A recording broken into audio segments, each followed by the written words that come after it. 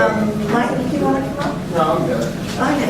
It's Mike O'Brien from OPA, who staffs Agriculture Committee and part of Health and Human Services. And the buff colored sheets that you have for Rule 319 review, maybe I should put my glasses, are from a Health and Human Services bill. This is from LD 1392. And that bill is about the medical use of marijuana. And if you skip down to the second half of the page, or the front page, the amended bill in Title 22, 24, 23A, subsection 3, paragraph C, requires most primary caregivers to register with the HHS and regulates the conduct of primary caregivers, actually registered and unregistered. On page 6 in the bill, the amendment prohibits an unregistered primary caregiver from engaging in conduct that is authorized only for registered primary caregivers. So if you're registered, you can do the conduct that is allowed of registered primary caregivers. And so this particular thing we're looking at prohibits people from doing the registered conduct unless they're registered. They have to be registered to do the registered conduct. And it says that each day of violation is a separate offense. The first offense is a civil violation, carrying a penalty of a fine of not less than $500 a day, not more than $1,000 a day. A second or higher offense, and this is what you're here to look at, a second or higher offense is Class D crime. The penalty for Class D crime is a fine of not more than $2,000 and imprisonment of less than 1 year. So the issue of the civil violation for the first offense is really not your issue. Your issue is second or higher offense. And this is for the registered primary caregiver who performs functions that only a registered primary caregiver can do. The next section for you to look at, and the last one, is the registered dispensary or an unregistered dispensary. And it presents the same kind of scenario. The only legal kinds of dispensaries are registered dispensaries. And you may not do the functions such as sell marijuana unless you are, as a dispensary, unless you are a registered dispensary. And this has the same kind of two-tiered prohibition and penalty section. A first offense is a civil violation, carrying a penalty of a fine of not less than $1,000 a day and not more than $5,000 a day. The second or higher offense is Class D crime, and that's once again the fine of not more than $2,000 and imprisonment of less than 1 year. So the question before you really is the 319 analysis of the impact on the criminal justice system of these two new crimes. Representative Hirsch. Thank you, Madam Chair. Jane, so both of these, the way I'm reading it, it's the fine and jail time, not and/or. They're both options for the judge. Okay. Because it says and. Well, I'm not, that's why I'm just asking, because it sounds like if you're paying, second offense, if you're paying a $2,000 fine, I think that's pretty significant, but to pay the fine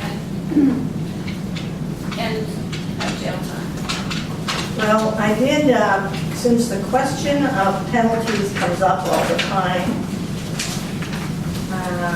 oh no, I didn't. I copied them myself. I don't, oh.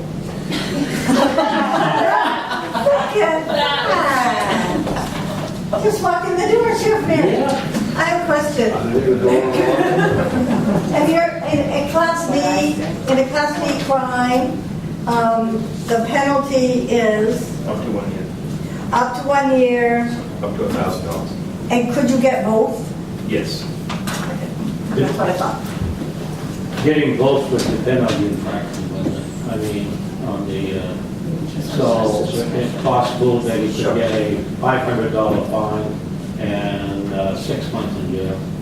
So Yes. it's a variable. Yeah, yeah. And it could also be your fourth conviction. Right. Yeah. Representative Schneider. For me, I have some concerns about treating a business that's wanting to dispense for profit marijuana versus a spouse who has been given a prescription from the doctor for medicinal marijuana that is legal in this state. It may not be federally legal, but we have made it legal in this state. I have some concerns over the not registered piece, and that's, I guess, where I'm being held up. But the fact that we have the same penalty structure for a spouse who is caring for their loved one who has a medicinal marijuana prescription versus a business who's trying to profit from pot, that's a big difference. And having the same penalty structure for both, I think, is very unrealistic. However, looking at the primary caregiver piece, I guess my question would be, in what situations would the caregiver not be registered? So if I have a spouse, whether married or unmarried, and that individual got a legal prescription from their doctor for medicinal marijuana, at what point does that spouse become a registered caregiver versus an unregistered? Is it more full-time versus part-time? I guess I need that breakdown in order to move forward. Sure. At the bottom of the page numbers are up at the top. So at the bottom of page 4 is the changes that the Health and Human Services Committee has voted on the medical marijuana program. And you'll see at the bottom it says a primary caregiver designated to cultivate marijuana for a qualifying patient is required to register with the department, except that a primary caregiver who cultivates for up to 2 qualifying patients is not required to register if the qualifying patients are members of the family of the primary caregiver and residents of the state of Maine. So somebody who is growing and providing caregiver responsibilities for their spouse would not be required to register. So They wouldn't fall under this. they would not fall into this penalty for being unregistered because they're not required to be registered. So just to follow up to that. So who are we, I guess, trying to target? Are we still talking about individuals within the same household? Or are we talking about just general caregivers that are doing that for a job? Is that what we're talking about? We're talking about people who register and people who as caregivers and who in this So in this case, I think we're talking about those that are doing the job without being registered. Caregivers who are acting as caregivers that are not registered would be who would be charged with this crime.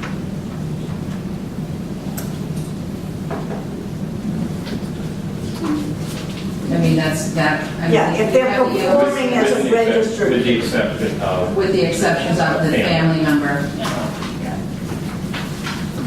And we have the analysts that work on this bill on the analysts. So. And our review is to the crime that they're doing, not the bill itself. It's whether the crime level is an impact onto the system.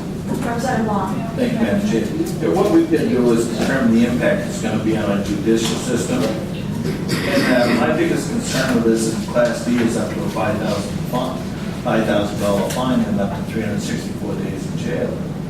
I think if we're going to give them the Class D, which is 364 days in jail, it should be a fine up to $1,000 currently, as it said. No, D is 2,000. Then I would put that 2,000 as the maximum. Right.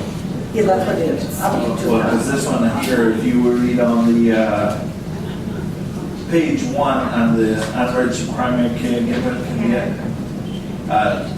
unregistered dispensary new crime Yeah. of up to $5,000. That's for the civil violation. Yes, so if Uh, it's going to be a D, I just want to stay within the parameters what we've done with everything else.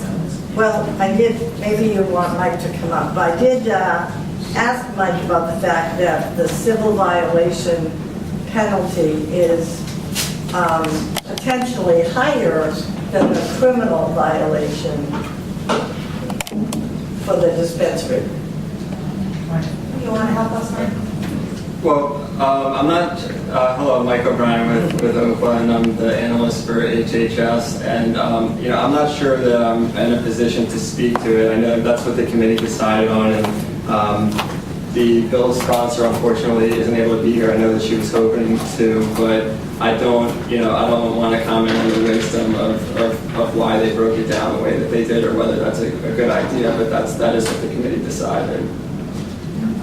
So I mean, if there's a more specific question, but that's what they put forth and voted on, and I don't feel compelled or to comment on it. I mean, as always, if you wanted to recommend something different, you could do that work. Thank you, Madam Chair. Could it be because it's a dispensary and not an individual? Sure. In other words, the regular Entity, yeah. Right.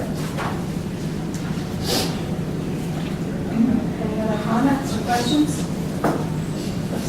Yeah, I guess I'm, and I don't want to take up more time, but I guess I'm getting held up on the primary caregiver. There's individuals that are, if they're doing that for a job, like, I guess in the back of my mind, I was interpreting that as like your spouse is taking care of, not necessarily in a full-time capacity. But when we're talking about like full-time caregivers that are doing that for a job and they're not registering in general, that does actually make, that's a difference to me. But to me, if we're just focusing on what our duty is on this, around this horseshoe, I think there's a difference between the caregiver piece and the dispensary. I think I'm okay with the Class D crime for the dispensary, because we're talking about businesses that are not registered for the state. I mean, that to me is a much bigger ball of wax than a primary caregiver. It's not to say we should let them off the hook, but I think a Class D crime would be, especially up to a year in jail, is not going to solve the root problem. And we're already seeing some issues with that. But the business that's not abiding by those policies, I think that's more reasonable. So I'm not going to support the Class D crime on the price. Lieutenant Babbitt? Thank you, Madam Chair. I agree with Representative Chenette. The effects of Class B crime on individuals is tremendous. I'm not happy with somebody creating new offenses and starting them off as a Class B offense. I don't know why it would be necessary. I don't know what the problem is that we're trying to address. If there is a problem out there, I'm in the dark on this one. I just can't see pushing ahead with an offense that's going to carry you up to a year in jail and a $2,000 fine. It just, at this point, it makes no sense to me. Thank you. So my mother mine goes to primary care. Caregiver is my kid's doctor. Is that who are we talking about physicians as the primary caregiver? Or are we talking about? This is a medical marijuana primary. Right. So it's a doctor for medical marijuana necessarily. No. So would you explain to me? It's a person in your neighborhood who wants to be a primary caregiver for the purposes of medical marijuana. So it's just an individual person who is just being the caregiver for multiple possible, and if they're not registered. For multiple what? Clients, I guess I want to say. Yes. So they don't necessarily have to be a doctor. Oh, no. They're just kind of somebody that distributes it out amongst people. Yes. And yes, see, we're moms. I first thought that. So why wouldn't we want them to be registered? I mean, if they're doing this, I mean, the key is for them to be registered, I would think, is what this is addressing is. That we have people that are doing this that are not registered. Is that part of the problem that was being recognized and trying to solve? Maybe I'm looking at the analysts from the committee. Is that the issue they're trying to solve here? Is that there's, I guess, I'm assuming that there are caregivers that have not been registering that we're trying to adjust in this crime or to charge. The sponsor of the bill and the department were concerned that they were having a very difficult time having caregivers in this and comply with the provisions in this chapter. And so you are correct. A primary caregiver in the context of the Medical Marijuana Act is not necessarily a physician. It's someone who's designated to assist currently up to 5 patients who have been certified for the medical use of marijuana, but they don't have to be doctors to do so. And I think that the department, this is a department bill, and they were concerned, or they're very concerned about not being able to effectively regulate folks that are participating in this program. And I should just add, we were looking at the bottom of page 4 and the top, but on the top of page 5, you'll see, and the bottom 4, there were some other exemptions for primary caregivers providing care to people in their households, and the department really simplified 3 different exemptions down to the one that you see on the bottom of page 4. So it's they don't have to be registered for caring for 2 people, cultivating for 2 people who are qualified patients who are members of the same household and same family and residents of the state. Representative Long? Thank you, Madam Chair. In reading this over where we're taking this, I realize it's going to be a mandate on the judges again. I like wanting the judges to judge simply by determining what the minimum and maximum fines may be.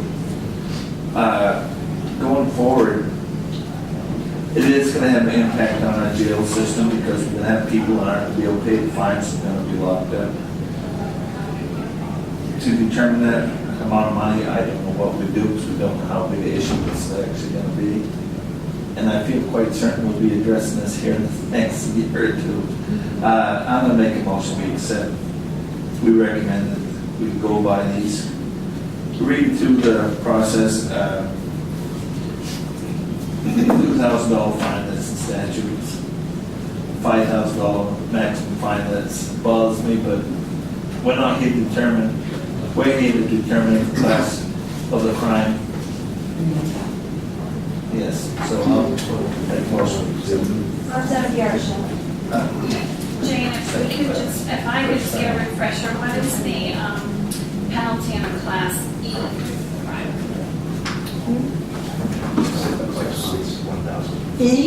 E, 6 months and $1,000, I think. Representative Schmidt? I'm going to support a Class E for the primary caregiver, and I'll stay with the Class D for the unregistered dispensary. I agree with Representative Long that this is going to potentially create some issues, and I just think starting on the Class E level, and we can always, if it's not working, if it's not solving the issue, then we can elevate it, but to start out with Class D, a year in jail for not registering, and they should be I mean, it doesn't make sense to me why that's going to be your job. That's a profession. You should be registering. If it's different, if it's a spouse, but if that's your job and you're not registering to the state and you're dispensing medication or you're cultivating medication, I don't care what it is, sign the form. You know, so I guess I don't understand. So, but I'm going to support a Class E on that. Representative Long and then Thank you, Madam Chair. Unregistered primary caregivers for a new crime. The first offense is a Class E because it's a civil violation. Then the second offense is a Class D. The first time they do it is basically a slap on the hands. The second time, it's a little bit more severe. The way I read this. Yeah, in fact, civil violation is not a crime. It's a civil violation. So it's not an E, it's not a crime. So the first offense is a civil, it's like a traffic ticket. So then it should go to E. E's the first and lowest crime. Yeah, I agree with that. Making it a B. We start at the bottom and work our way up. For both of them, the first violation is a ticket. The ticket. The second violation is a D. Let's go to E. Representative Timmons. I just want to second Representative Long's motion. And I do have a comment. Because we're the criminal justice system, and this came out of a committee for us to work on. Whatever we do that goes back to them, doesn't mean they can accept it, or they will accept it. It's just a recommendation, they can do whatever they want. Right. So it's only a recommendation. Correct. So it's been moved and seconded on Representative Long's. Is there any other discussion? Representative Sommer. Representative Sorry. Saying that the first offense is a civil violation, I think I'm going to go with Representative Long on this. I think with the first offense being a civil violation carrying a penalty of less than, not less than, so it states in there, and then the second offense is a higher class B. I think that's reasonable, and the impact on our jails is going to be, the impact on the jails depending on, I think it's minor or no, and that's what I support in the letter going forward. Representative LaJoy. Thank you, Madam Chair. And I was going to get just to that with regards as to the impact on the jail and the time served. We have no background at this time as to how many individuals and so on, so therefore it would be just an assumption.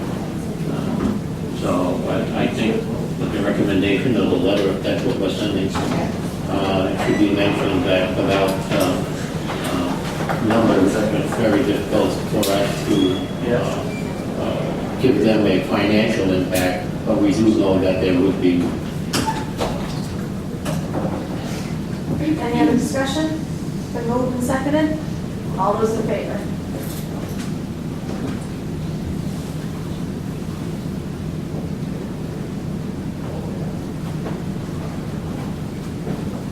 Okay. Opposed?